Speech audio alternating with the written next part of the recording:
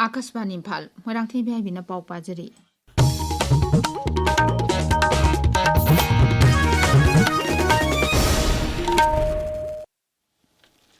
Tamenglong Forest Division Dance Forest Club Tamenglong amasung Taruk Suba Battalion Assam Rifles Club punna khutsamnaduna Amur Falcon ran nising ani kun manga ngasi pangthokre lamjel aduda nupi kuni thoi yauna punna miyoi marphuni thoina saruk yaki Thauram asi Tamenglong jila da Amur Falcon haribu uchek makal asi yokhatnaba paikhalakpagi sahi 10 surukpaga mari leinana pangthokpani Amur Falcon conservation gi saruk amu oina sahi asida uchek ahum apapang aho amasung alang asida GPS tracking tawduna makhoigi lepham amasung sakta phamgi matangda kupna yengsilli uchek asibu kannanaba asawa thawdang lorba range forest club Tamenglong gi founder Chambo Golmeibu handakta Dehradun da pangthokiba Dehradun Literature Festival da Guardians of Himalayas ki mana piduna pungning thogatki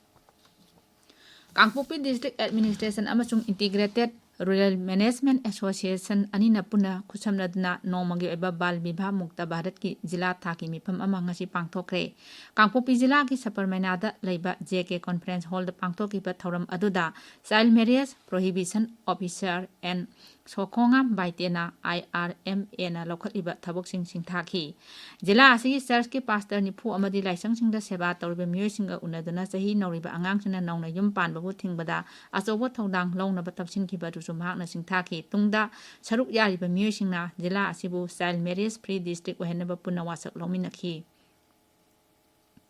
Deng College of Teachers Education Imphal gi yangkai hundoi suba annual college week thorong asidagi college asigi campus ta hokre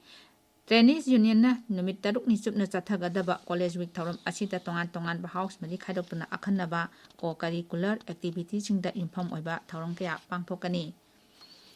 Manipur Sangai Festival gi ngasi tarik ni janba numita tongan ba mafam singda nat ki oiba kala sanskriti gi oiba thoram sing pangthokani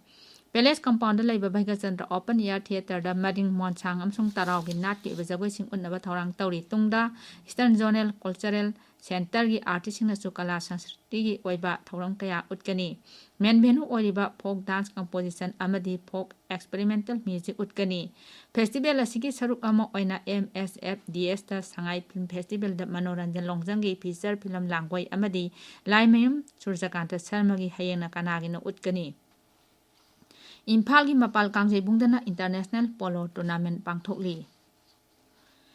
Rashtrapati Draupadi Murmu hairi Bharat lanmina mathongna phana amadi kathokpaga loinana leibak asigi ngakseli lamda asoba thongdang lauri New Delhi da ngasidagi hokhiba tongan ba malengi leibak singdagi lakpa ngaksel expert singi akanaba mifam Chanakya Defense Dialogue lising ani kun mangagi ahum suba edition ngasi Rashtrapati Draupadi Murmu na wafam asi phongdokhibani hongdokpagi warol piraduna Rashtrapati na hai ngaksel gi lamda ngasi malengi leibak singna thengnariba samasasing asi konbada armed force na asoba thongdang lauri Handakta Operation Sindur Mai Pakna Chathakiduna Counter Terrorism amasung leibak asida singnarakliba miyoi mathakta chapchaba pakhum piba ngamkhre masina Bharat pumalengi leibak singi marakta sakti leiba amadi asumbagidamak lepa leibak amane haiba utle Pradhan Mantri Narendra Modi na India Space Startup Company Skyroot ki Infinity Campus ngasi ayuk video conference ki khothang da sangakre mahakna orbiter satellite thakatpanga ba Skyroot ki ahanba orbital rocket Vikram 1 su maikum hangdokhi Thauramadu da wanga buda Pradhan Mantri hai ngasi leibak asida space sector da lanai gi oba startup chahum hena leire startup ayambadi miyoi khara khaktana saba apikpa mafamda amadi kodong jaba kaya watna hokhiba ngaktani